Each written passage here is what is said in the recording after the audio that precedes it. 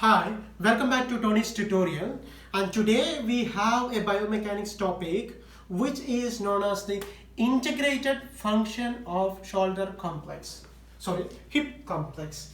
Integrated function of hip complex. So we were studying throughout in our biomechanics chapter that the body functions or the movements in the body are not isolated, but they are occurring as a combination or as an integrated function. For example, I am flexing my hand like this.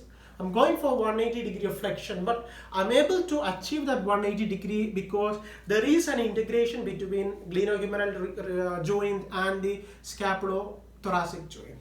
Similarly, all the functions in the body, major activities, major functions or movement takes places as an integration. Now we need to see how the functions are integrated in our hip complex.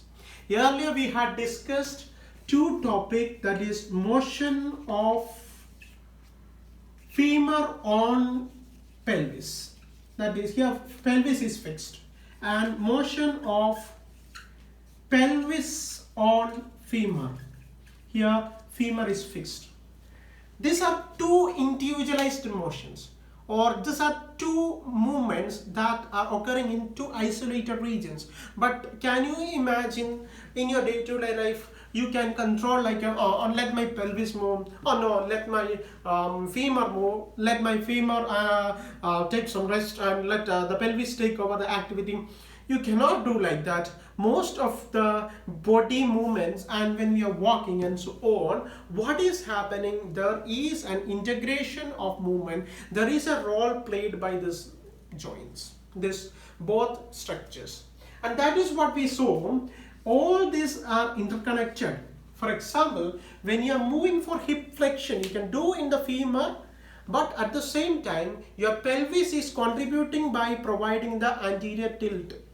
If the pelvis is not providing the anterior tilt, then that can be a problem.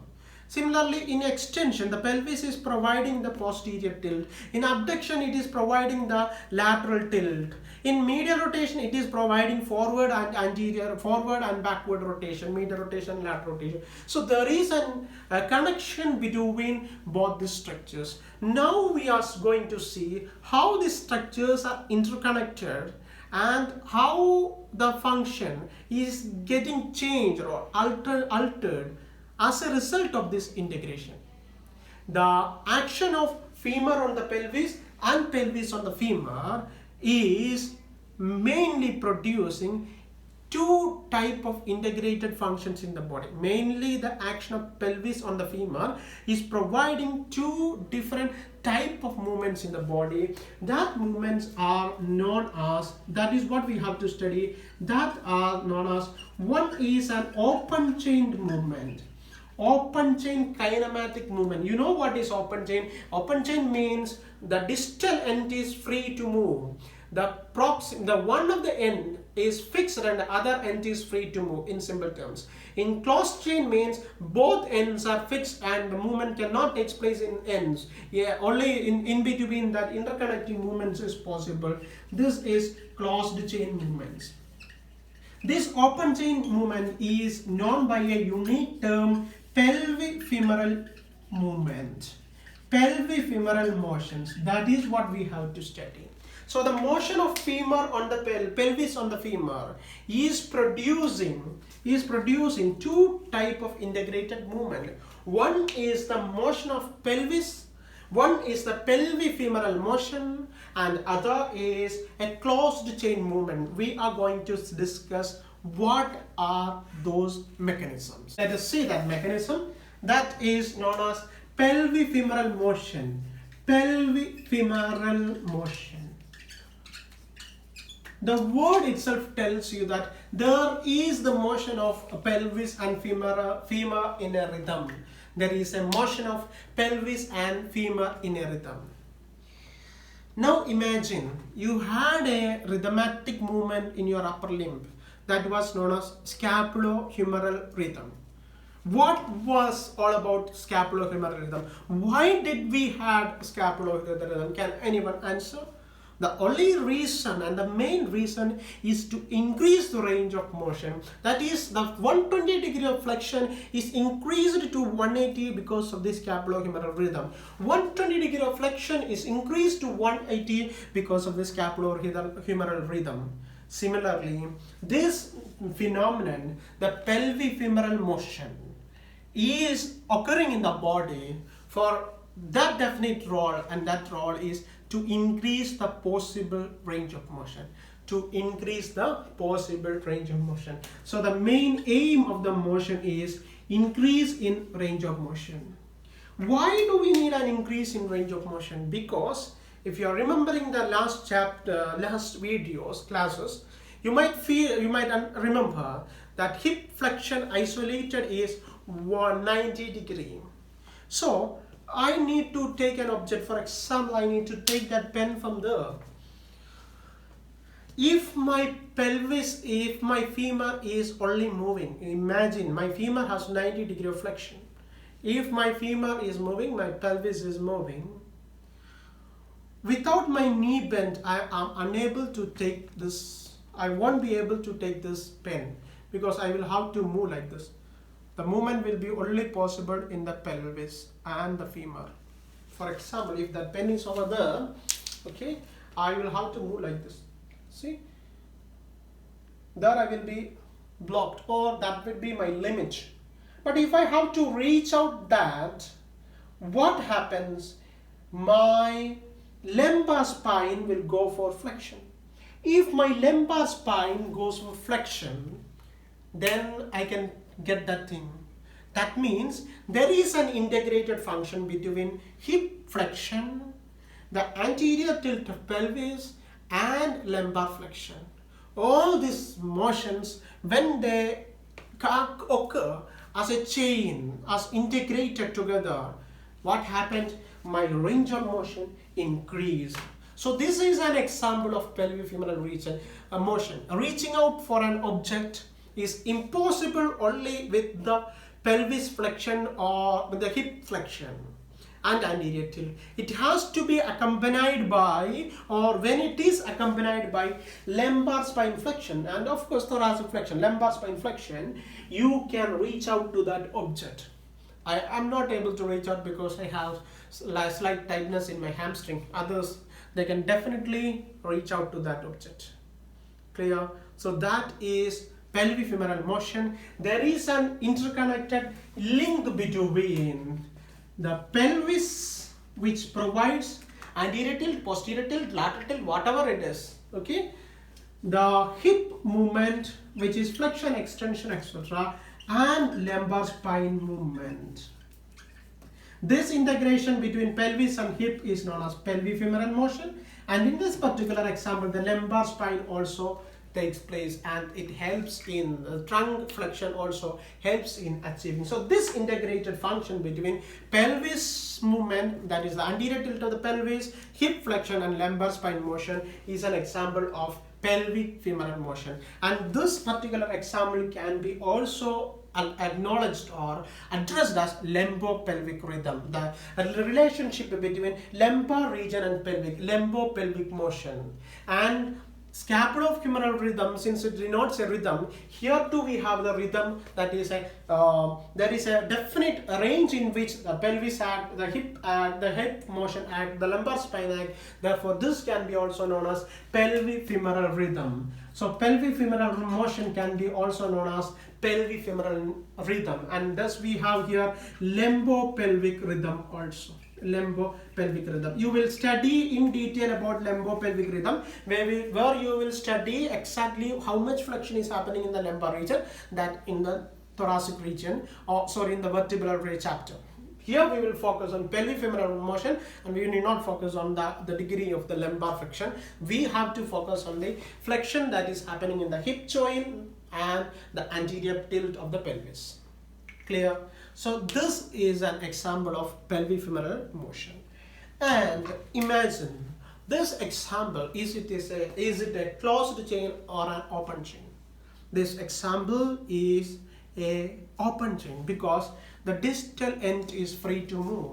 So this is that an open chain movement, and this open chain movement is one of an example of pelvic femoral motion. So what is pelvic femoral motion? It is an integrated function between pelvis and the femur to achieve increased range of motion than possible by isolated movement in each individual joint. Clear? In this particular example, there is anterior tilt of the pelvis, there is hip flexion, and there is lumbar flexion takes place, and lumbar spine also do contribute in this lumbopelvic rhythm or pelvic-femoral rhythm. And the second example of lumbopelvic rhythm we will discuss now. And for that, we need to lie down in side lying and let us examine that example. Okay?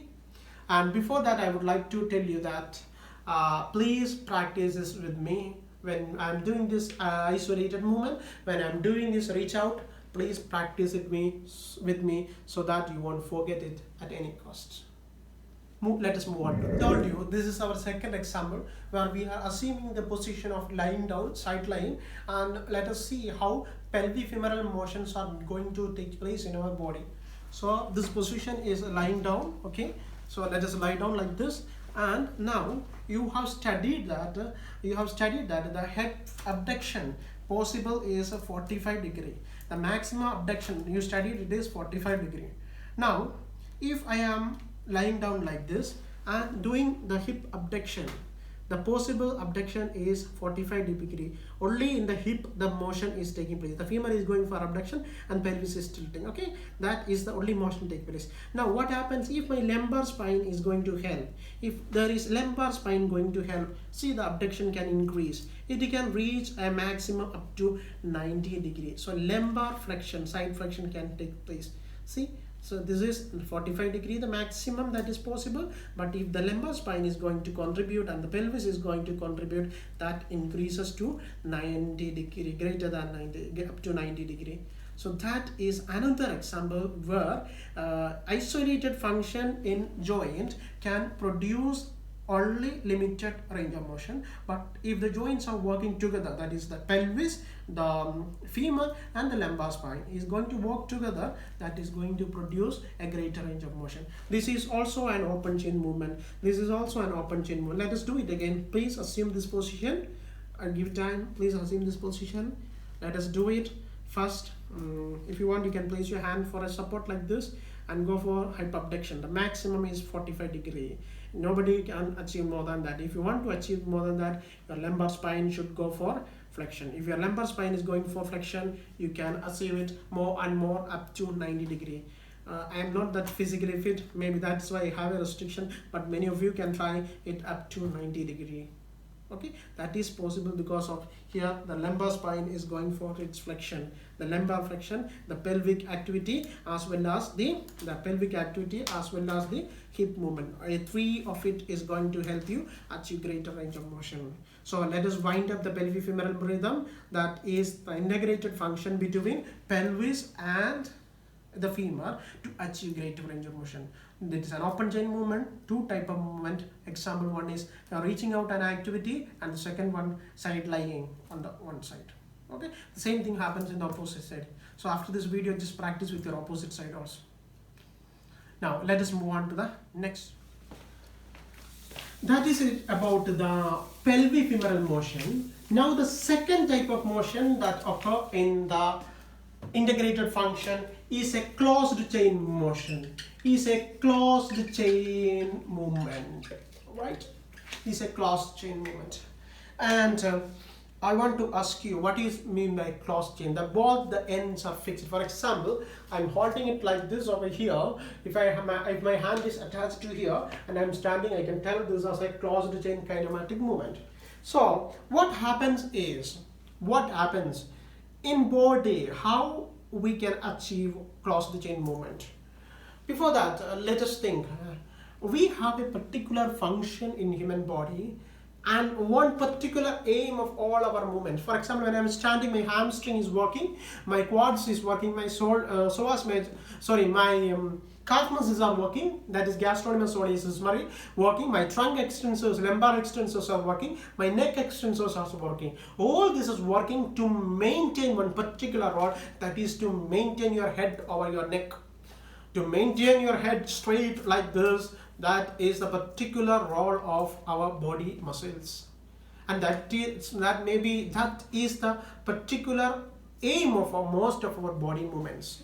The aim is to maintain the head over the neck, head over the trunk, and that may be the reason some people say those he is having some heavy head, he's having some head weight, etc. Maybe that may be the reason. Let us forget that here. So all the body movements are done in a particular manner so that the head should be always erect. Remember that in your mind. Now correlate it with what I'm going to tell now. Earlier, when I told you about closed movement, closed chain kinematics, this is an open chain kinematic if this is a rod and I'm catching like this. But I want to tell you that this is also a closed chain kinematic movement. I'm standing like this. How can it be closed? I'm not catching my legs, so don't say it that way. How can it be closed chain? Look here, which are the proximal and distal end? This is one end, my leg, that is fixed. This is another another end, my head, that is relatively fixed. I would call the term relatively fixed because head is not moving. I am moving with my hand, I am looking at you, I am speaking with you, I am taking class but my head is not moving, because since due to that we can say this as a functional closed chain. So this can be called as a functional closed chain. Not structural but functional closed chain. So this bilateral stance, erect bilateral stance, can be called as a functional closed chain. And now the movement that takes place in the pelvis and the femur, if that movements are taking place in a functional closed chain, how it is going to alter the body, that is what we are going to discuss. For example, this is the functional closed chain and I can go for posterior pelvic tilt, I can go for anterior pelvic tilt, I can go for lateral shift, lateral tilt, I can go for forward rotation, I can go for backward rotation. All these are possible in this plane, in this erect closed standing. Now what happens to the body when a person attempts to do movement in a closed chain? The body adopts some compensatory mechanism. The body adopts some compensatory mechanism. For example, I am standing erect like this. Remember why that compensatory mechanism is done? Because of the point that I told earlier. What was that point? That was to maintain your head over the neck, head over the trunk. So don't forget that. Now I am standing like this. My hip is going for flexion. Okay? My hip is going for flexion. Associated with that, my pelvis will go for anterior tilt. And what happens? My trunk will go like this. If my trunk goes like this, can you guess, can you answer me, is my head over my neck? Is my head over my trunk? No, it is not stabilized. So I have to stabilize. So here the primary movement is hip flexion. The associated movement in the pelvis is anterior pelvic tilt, and the compensatory movement or the mechanism by the body is to lift this up. The body will go for lumbar extension. My lumbar spine will go for extension. My lumbar spine, this is the lumbar region, my lumbar spine will go for extension. See the beautiful mechanism, integrated function in the body. Since it is a closed chain, the aim of body is to maintain head over the trunk. So let us take this example once again. Please do it with me so that you are getting thorough with it. We are doing it, okay? Let us go for hip flexion. Okay, let us go for anterior pelvic tilt of the pelvis. Now what happens? There is a tendency that I may go like this and my head may go down. So in order to compensate that, my lumbar spine muscles are getting erect. lumbar extension. What happens? I have achieved an erect stance. So see the compensatory mechanism, see the integrated mechanism. The primary movement is flexion.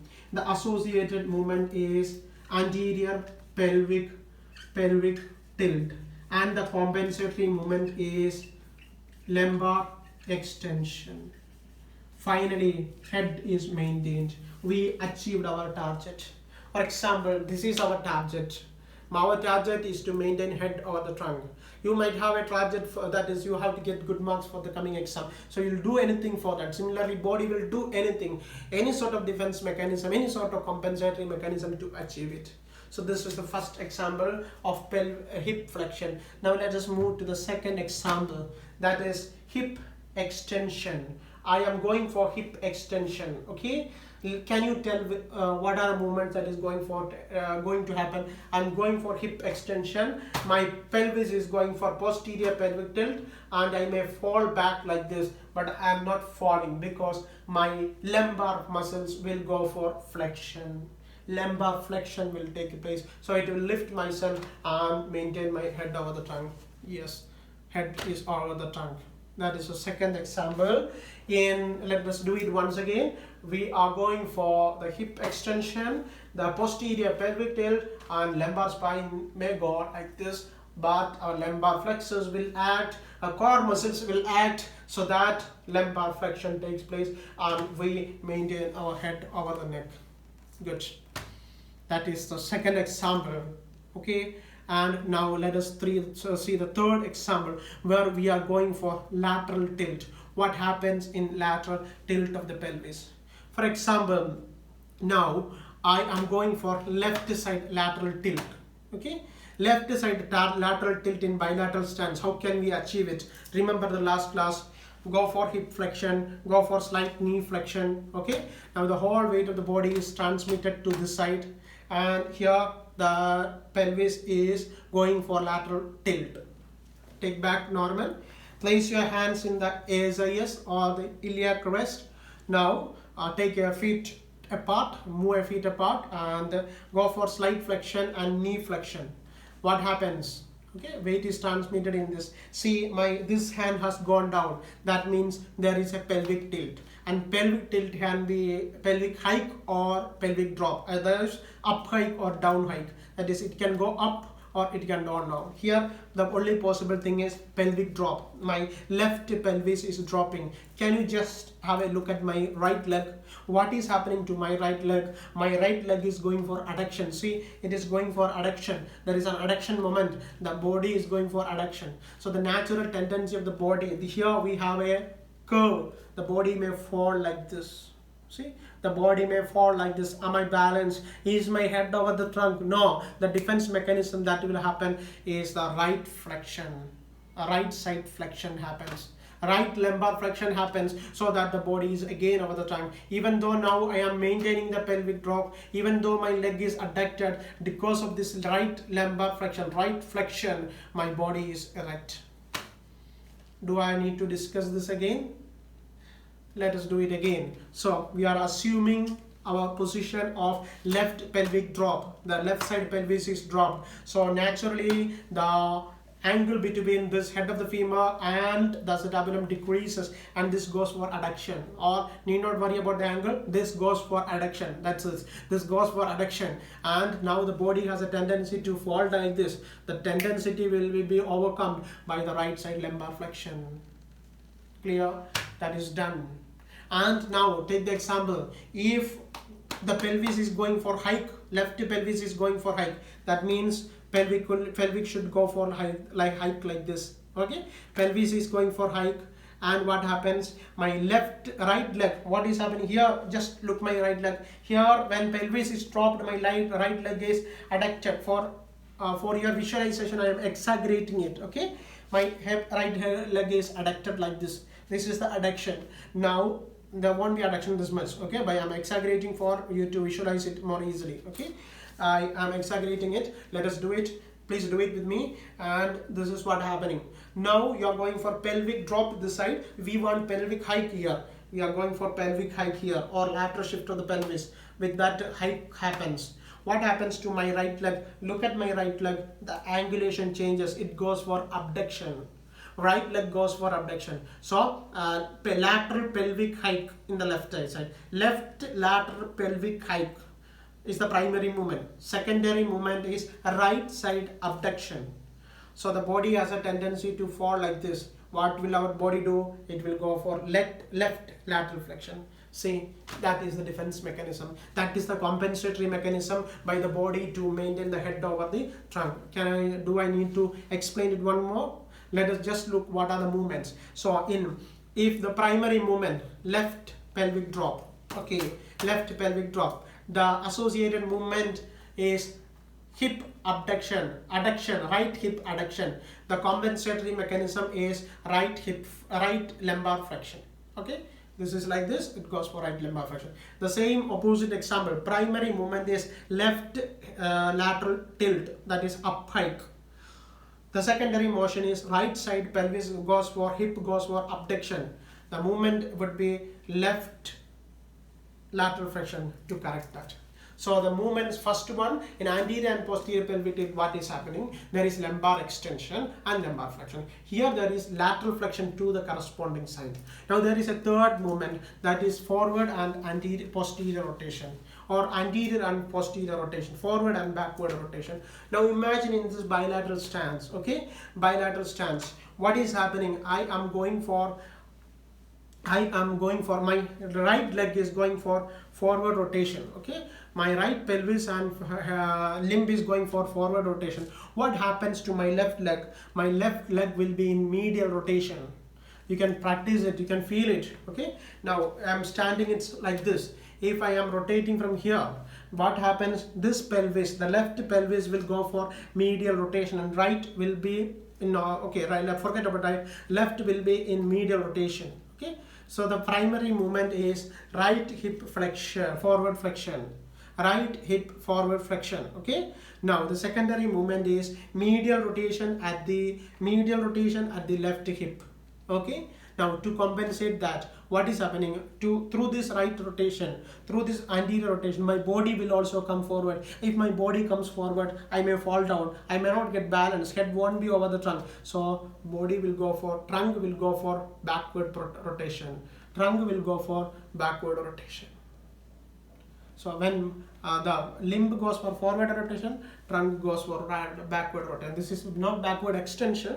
Extension would be this one. Here it's the same rotatory movement happening opposite in direction. Let us just take this, let us interchange the leg, then you will understand it more easily. Practice it please. So we are doing it like this. Our left hip is going for forward rotation. Let us rotate the leg forward rotation. What happens is that my right hip will go for medial rotation, and you see my trunk is coming forward and my head is getting away from the trunk, okay. Now I have to balance it, so this left side will go for left rotation, left the trunk rotation, that is the backward rotation. Here it is going backward rotation of the left trunk. Trunk will go for backward rotation. So I am again balanced. See my position, I could stand in that position, but I am in a balanced manner. I am in a balanced state. So that is the mechanism. And if I am going for the same leg, if I am going for backward rotation, what happens? This leg will go for abduction. Now the body has a tendency to go for backward rotation. Now the trunk will go for anterior rotation. So that again I am in a balanced manner. That is, each and everything happens in an integrated manner in an opposite method. In closed chain. In closed chain, what is the peculiarity? Both ends are fixed. Here head is relatively fixed. So we call it as a functional closed chain. In this functional closed chain, the movements are occurring in such a way so that one movement in one point of the limb or one extremity or one segment will provide some compensatory movements in other segments. Here in particular case, these movements are done so that the head should be placed always straight erect. Now what happens in anterior pelvic, what happens in flexion, anterior pelvic tilt, lumbar extension, what happens in posterior pelvic tilt, you have to write, what happens in lateral tilt, what happens in lateral downkick, what happens in anterior rotation, what happens in posterior rotation. Posterior rotation, let us focus it once more. What is happening in the posterior rotation? Same example, okay? Right leg is going for anterior rotation and the trunk is going for posterior rotation. See, trunk has gone for posterior. Now I am taking this right leg from here and I am placing it backwards, okay? I am placing it backwards. I am placing it backwards like this. See, now the trunk is in backward position, okay? Trunk is in backward position. Now the trunk has to move forward. So trunk will go for anterior rotation. See, trunk will go for anterior rotation, so that my head will be always erect. If the trunk is here, the again problem, balance problem, the trunk will go for anterior rotation. Clear? So if it is a backward rotation of the hip, then trunk will go for anterior rotation. That's all about the integrated functions of hip complex. So we were identifying hip complex, what was hip complex, the structural peculiarities and all those things, ligaments we discussed. Then finally we reached to the function, individualized function we saw, then how it is how that is occurring in the femur and in the pelvis we saw, and later we discussed the integrated function. With this we wind up one of the major aspects of hip joint or hip complex. The next class will move on to hip musculature. As I always tell, if you enjoy this class and if you find out that this is valuable, please click the like button, and those who have not subscribed, please subscribe. The link is given below, and please let me know your valuable comments in the comment section. See you next time. Thank you.